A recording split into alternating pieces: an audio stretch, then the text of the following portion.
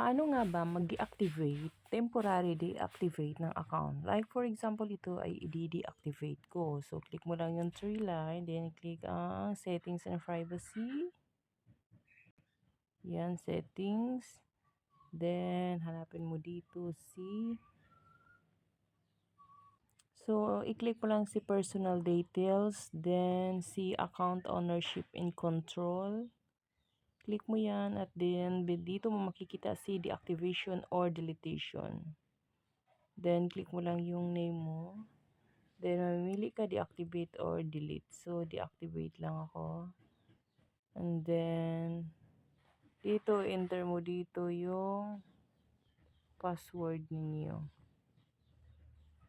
Iyan, pag okay na, so temporary, it's I'll be back. So, dito lang tayo, other, please explain version. My account, I don't feel safe on Facebook. So, ito, hindi naman talaga safe. Then, click continue. Then, click lang ang continue. Then, deactivate my account. Ayan na siya.